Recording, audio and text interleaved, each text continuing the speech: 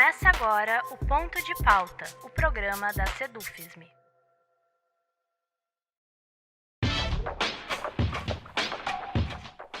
Os memes que dizem que o Brasil não é para amadores ou que nós não temos um dia de descanso em nosso país possivelmente são metáforas bem-humoradas a descreverem as voltas e reviravoltas que a nossa política dá desde sempre, mas ao que parece com um pouco mais de intensidade de uns anos para cá.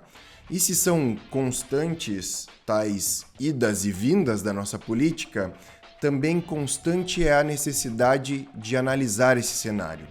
É sobre isso que o nosso ponto de pauta de hoje vai falar. E para tanto, temos como convidado o professor do curso de graduação e da pós-graduação em Relações Internacionais da UFSM, doutor em Economia Política Internacional, Bruno Hendler. Eu sou Rafael Balbueno e o nosso ponto de pauta de hoje é o atual momento da conjuntura política nacional. Professor Bruno, obrigado. Para começar, obrigado pela sua disponibilidade em falar conosco. Obrigado, Rafael. Eu que agradeço o convite e a honra de participar do ponto de pauta da Sedufisme. Certo. Professor, para começar, eu gostaria de falar pelo que nós temos de mais quente na conjuntura, que foi agora a derrota do governo no plenário da Câmara na tentativa de aprovar a PEC do voto impresso. O voto impresso é um cavalo de batalha do governo Bolsonaro, certo? E não apenas um cavalo de batalha simbólico, tanto que ele se materializou em uma PEC. O que significa a disputa pelo voto impresso hoje no debate público brasileiro e como essa pauta deve caminhar agora a partir da rejeição no plenário da Câmara? Olha, Rafael, para começo de conversa, a gente pode dizer que, voltando um pouquinho no tempo, que as instituições, né, brasileiras, a democracia, elas estão sendo abaladas desde 2013, desde 2014, né? Então, o governo Bolsonaro é basicamente o movimento mais recente de instabilização que a gente tem vivido na nossa democracia. Então, para ir direto no ponto que você está tocando, eu diria que meio que inevitável que o Bolsonaro vai tentar virada de mesa, né? Então, as viradas de mesa, elas têm sido uma constante na história do Brasil, né? Então, a história do Brasil é uma história marcada por golpes, por viradas de mesa, por tentativas de jogar fora das quatro linhas, né? Para usar a própria metáfora do Bolsonaro. Então, você falou dos memes ali no comecinho da tua fala, né? E o que mais me divertiu e ao mesmo tempo me incomodou nos memes de ontem, né? Foi ontem que a gente teve, 2 dias atrás, a passeata, a tanqueata, né? A passeata, o desfile dos tanques, né? Em plena esplanada dos ministérios, na frente do Congresso ali, para pressionar a votação. É que é o papel dos militares. Então, eu acho que a gente tem que começar falando sobre o papel dos militares na política brasileira e pensar que os memes ridicularizaram, mostraram como os nossos tanques são movidos a diesel e são ruins, né? Mas assim, qualquer país que se preze, que busque algum respaldo internacional, algum status, precisa ter forças armadas, né? Então, o problema, a meu ver, não são as forças armadas em si, né? O Brasil, inclusive, por muito tempo foi referência em alguns aspectos, né? Então, o Brasil exporta os caças Tucano, tem ali durante o governo Lula, inclusive, você tem ali uma série de iniciativas de modernização das Forças Armadas, com o submarino nuclear, com compra dos caças Gripen, enfim, você tem uma série de modernizações que vão acontecendo, toda a mudança de doutrina, né, os livros brancos de defesa, a Estratégia Nacional de Defesa.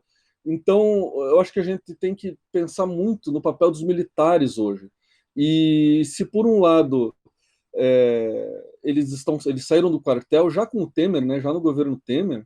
Por outro, eu acho eu senti um pouco de complexo de vira-lata dos brasileiros de ridicularizarem as Forças Armadas, entendeu? Então, a meu ver, as Forças Armadas elas são um ator importante na dinâmica da política brasileira, mas eles devem se restringir aos quartéis, né? Então, você começou falando dos memes, e eu acho que essa é um ponto interessante para a gente começar a conversa, né? Pensando sobre o papel dos militares e como eles podem ter um papel na tentativa de virada de mesa que o Bolsonaro vai fazer. Então, é inevitável que uh,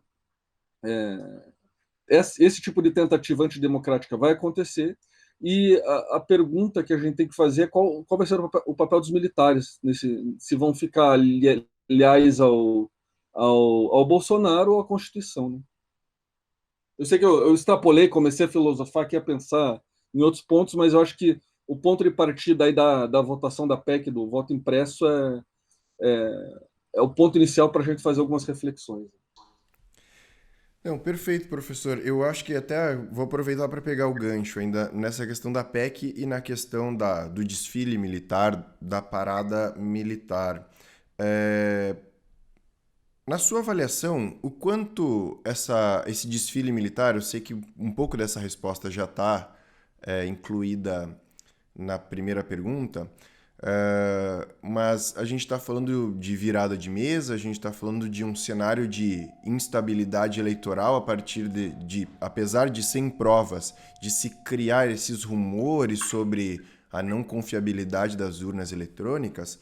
Mas, para além de virada de mesa, a gente tem esse desfile militar praticamente no saguão da Câmara enquanto se votava a PEC. Na sua avaliação, o quanto, não apenas esse evento do desfile dos tanques, dos blindados, mas de maneira geral a relação do governo Bolsonaro com os militares, o quanto verdadeiramente se acena para uma disposição autoritária e o quanto há condições reais para que isso ocorra? Olha só, de novo, a gente precisa voltar um pouco na história, né? A gente tem que perceber que, assim,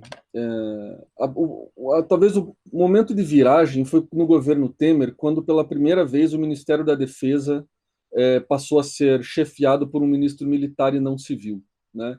Esse é o primeiro divisor de águas. Então a gente tem um processo já de uns 5, 6 anos de retorno dos militares à política brasileira, né? O partido militar, vamos colocar assim, né? E dentro dos quartéis, dentro das Forças Armadas, você tem facções, você tem divisões, né? O problema é que o Bolsonaro ele acabou se cercando dos militares que são leais a ele e não à Constituição, né? Então, o Braga Neto, que é o atual ministro da Defesa, é um caso clássico disso, porque você teve resistência, principalmente no Exército, à tanqueata, né? A esse movimento militar em Brasília. Houve um movimento contrário a isso, né? E aí o Bolsonaro, basicamente, presidente, deslocou esse movimento contrário e se cercou de ministros e de militares que são leais a ele, né? Então, o que eu tenho dito é que o nosso Capitólio, a nossa invasão ao Capitólio que aconteceu nos Estados Unidos, está acontecendo gradualmente, né? Então, você tem já com o governo Temer essa substituição de um ministério civil, de um ministro civil por um ministro militar. Você tem a intervenção do Temer no Rio de Janeiro, né, se não me engano, em 2017, e você tem ali, a partir da eleição do Bolsonaro, né, um desembarque maciço, massivo de militares no poder executivo do Brasil. Né? Então, se você pergunta qual que é a chance real disso acontecer, eu acho que ela está cada vez maior. E aí é importante a gente perceber que as outras forças da República, da democracia, elas têm se articulado para tentar conter esse movimento do executivo. Então você tem o movimento do parlamento, você tem o movimento do judiciário e você tem o movimento da mídia. Né? Essas outras três forças, elas não são os mocinhos contra o vilão Bolsonaro. Né? Não existe mocinho, não existe bom mocismo na política. Existe uma dinâmica de equilíbrio de poder que tende a garantir a estabilidade das instituições. E no contexto que a gente está vivendo, o executivo tem promovido um desequilíbrio, tem promovido ações antidemocráticas, né? E aí você começa a ver as articulações do judiciário, do parlamento, não só nessa votação contra a PEC do voto impresso, mas na CPI da Covid, né? Então, a queda nas intenções de voto do Bolsonaro para 2022 está intimamente ligada à CPI da Covid, né? Porque na prática a CPI da Covid ela pode fazer pouca coisa para condenar o Bolsonaro, mas ela tende a queimar, né? A dissolver a popularidade do Bolsonaro. Então acho que esse é um outro ponto importante que a gente tem que pensar, que é esse contrapeso das forças institucionais aos arroubos antidemocráticos do presidente. Certo, professor, o senhor falou agora sobre o ex-presidente Donald Trump, sobre a invasão do Capitólio. Desde que o presidente Jair Bolsonaro ele assumiu o poder, o país já foi pauta internacional por uma série de eventos. O desfile militar e a tentativa de retorno ao voto impresso são, por exemplo, dois exemplos recentes de o Brasil sendo pauta internacional. Além disso, a gente poderia falar da tendência ao negacionismo do presidente, da tendência ao autoritarismo, a gente poderia falar, também é bastante comentado internacionalmente, a fragilidade da legislação ambiental brasileira. Tivemos um momento em que a subserviência ao ex-presidente Donald Trump era a pecha que envolvia o presidente Bolsonaro. Dito tudo isso, eu queria lhe perguntar: qual é a situação brasileira em meio à política internacional nesse momento? Como os outros países nos veem e o quanto isso, a postura do presidente Bolsonaro, tem impactado nas nossas relações internacionais? Tá. Olha, de novo, eu gosto de voltar para a nossa história recente para a gente propor algumas comparações, né? Os militares, quando houve uma convergência entre o nosso Itamaraty e as Forças Armadas, o Brasil teve um ganho de status internacional absurdo, né? Muito grande e muito interessante. Então, perceba, a crítica que a gente tem que fazer não é aos militares em si, à existência das Forças Armadas, ou, enfim, a crítica que a gente tem que fazer é a partir do momento que as Forças Armadas elas saem do quartel para exercer funções que não são a sua função fim, né? Então, durante o governo Lula, essa convergência entre diplomacia e forças armadas fez com que o Brasil se tornasse um grande player internacional, né? Então, buscou-se construir um espaço de segurança na América do Sul. Dentro da Unasul, você tem o Conselho de Defesa Sul-Americano, que era um espaço de convergência entre os ministérios de defesa de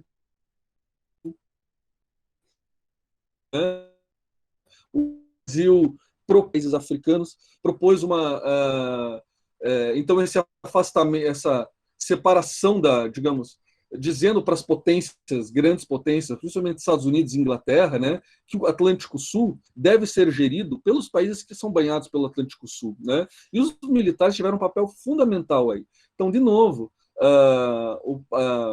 você tem a proteção da Amazônia Azul, que se chama, né, que é toda a zona costeira brasileira, a proteção das fronteiras, o papel que o Brasil desempenhou nas negociações na Colômbia pelo fim do narcotráfico, não, né, da negociação com as Farc, o governo da Colômbia. Então, o Brasil teve, durante grande prestígio internacional, que foi também escorado pelos militares. E claro, além disso, a gente tem o papel do Brasil no Haiti, né? A MINUSTAH, a Missão de Paz da ONU, liderada pelo Brasil no Haiti. Então, perceba, os militares eles têm um papel importante e eles desempenharam um papel importante na história recente do Brasil, né? Claro, atuando como militares, né? No trilho deles, né? E o risco é que se nos Estados Unidos, agora entrando na tua pergunta específica, nos Estados Unidos, o chefe das Forças Armadas negou-se a alinhar-se ao Donald Trump, né? Aqui no Brasil, o alinhamento tem sido quase automático. Então, você tem dissidências, e a principal é o general Santos Cruz, que é um dos generais haitianos, né? Um dos principais chefes militares brasileiros no Haiti, durante a missão do Haiti. E esse cara é muito bom, e ele, assim, é uma dissidência que tem sido escanteada porque ele tem falado que os militares devem permanecer no quadrado deles, né?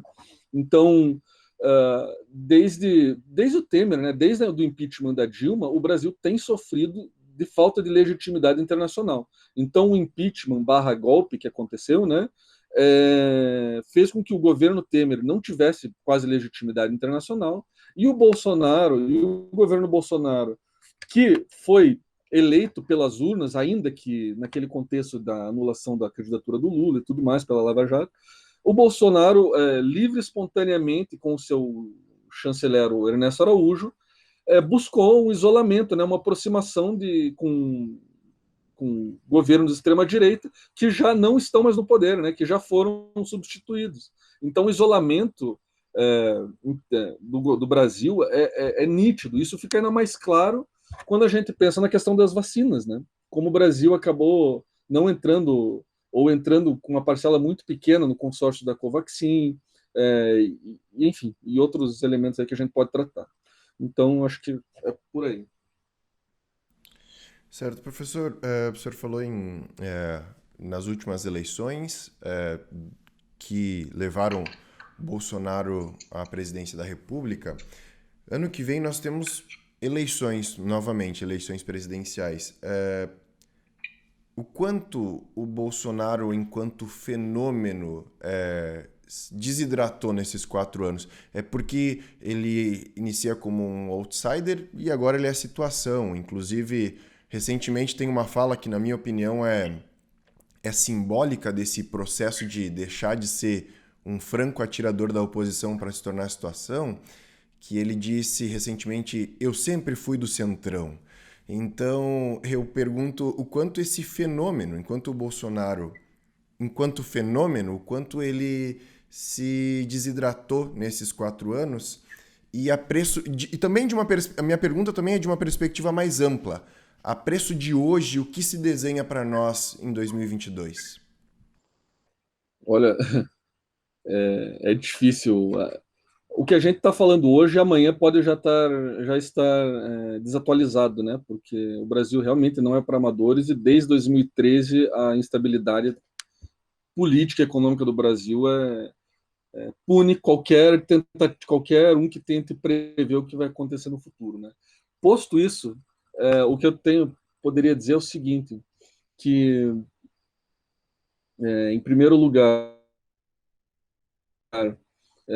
cara, movimentos fascistas ou fascistoides, como é o caso do Bolsonaro, eles precisam estar em movimento. Essa coisa da campanha constante, né? Ele está constantemente em campanha. Então, ele fez um governo em campanha de reeleição, né? Então, as motociatas, as carreatas, as campanhas em redes sociais, elas não param, né? Então, é um tipo de governo que se move para ser eleito, e depois que é eleito ou que toma o poder, ele continua em movimento, né? Buscando sempre esse apoio popular, né?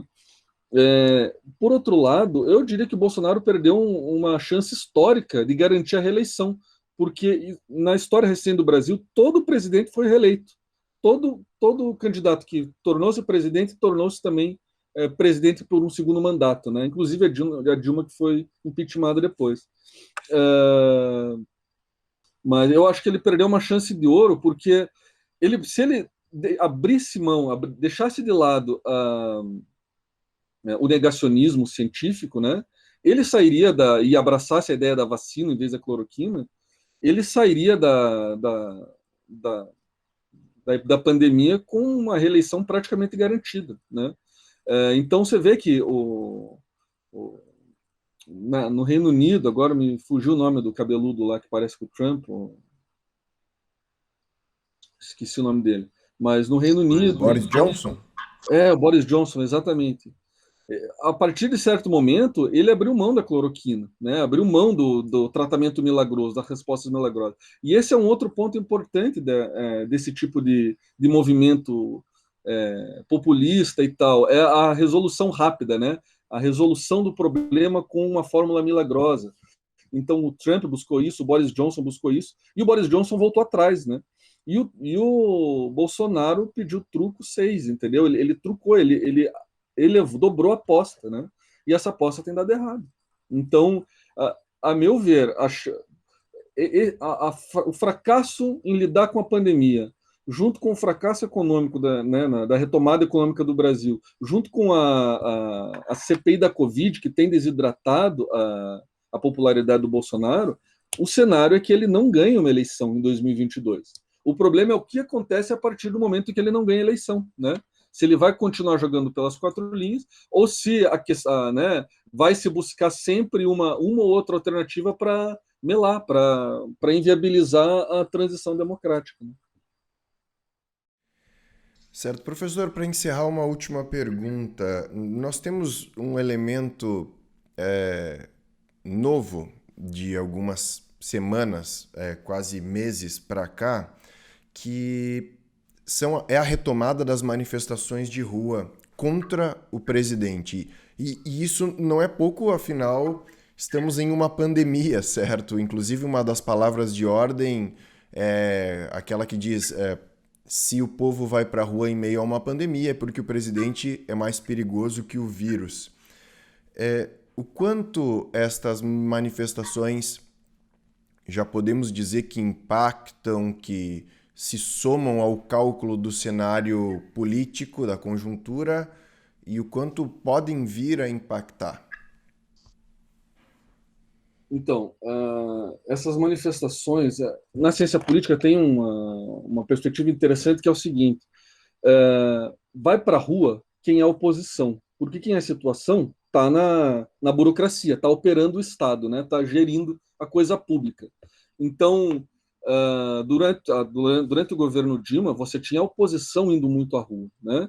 E no governo Bolsonaro, curiosamente, você tem a própria situação, os próprios apoiadores do Bolsonaro buscando sempre esse movimento constante, né? Essa demonstração constante de apoio. E esses movimentos verde-amarelos, né, de apoio ao Bolsonaro, eles desidrataram muito também, eles se esvaziaram muito, né? E eram movimentos que estavam ali sem máscara, contestando a ciência e a própria existência da pandemia, né? E agora a gente vê, então, com o avanço da vacinação também, a oposição tomando as ruas, começando a tomar as ruas. Então, eu acho que não pode se empolgar tanto, mas é um movimento importante. Só que, assim, o ele não, né, o movimento do ele não, às vésperas da eleição, teve um efeito contrário, né, de criação de memes contra o feminismo, contra as pautas de gênero, de raça e tudo mais. E a gente tem que tomar cuidado para que isso não volte a acontecer. Então, a questão não é torcer contra ou a favor do Bolsonaro, é torcer a favor das instituições, né? E o equilíbrio entre as instituições é importante. Então, quando você tem um dos pilares da democracia, que é o executivo, puxando, violando constantemente né, os princípios da Constituição, os outros pilares têm que se contrapor a isso. Então, você tem não apenas o judiciário e o legislativo, mas a opinião pública e aí os movimentos sociais. E eles tendem a aparecer e tendem a fazer essa oposição. De novo, a meu ver, os militares vão desempenhar um papel importante nisso, em legitimar a eleição ou a não eleição do Bolsonaro, né? Os militares, eles têm um papel importante na República e eles precisam voltar a fazer o que eles se propõem a fazer, né? Que é cuidar da soberania nacional, modernizar as forças, né? O aparato militar estratégico brasileiro, enfim. Eu vejo com muito pessimismo, é muito difícil a gente presumir, né? Chutar o que vai acontecer nos próximos anos, porque a realidade ela tem pregado peças na gente aqui no Brasil, né? Então, como você disse, o Brasil não é para amadores. E é isso. Perfeito. Professor Bruno Hendler, eu gostaria de agradecer a sua disponibilidade em falar conosco. Eu que agradeço, Rafael. Fico à disposição e é isso. Obrigado pelo convite. Um abraço. Certo. Assim, encerramos aqui o nosso ponto de pauta de hoje, que contou com a presença do professor do curso de graduação e da pós-graduação em Relações Internacionais da UFSM, doutor em Economia Política Internacional, Bruno Hendler. Essa edição do Ponto de Pauta, como de costume, estará disponível em vídeo e podcast no nosso site e nas nossas redes sociais. O endereço do nosso site é www.sedufisme.org.br. Obrigado pela audiência e até a próxima.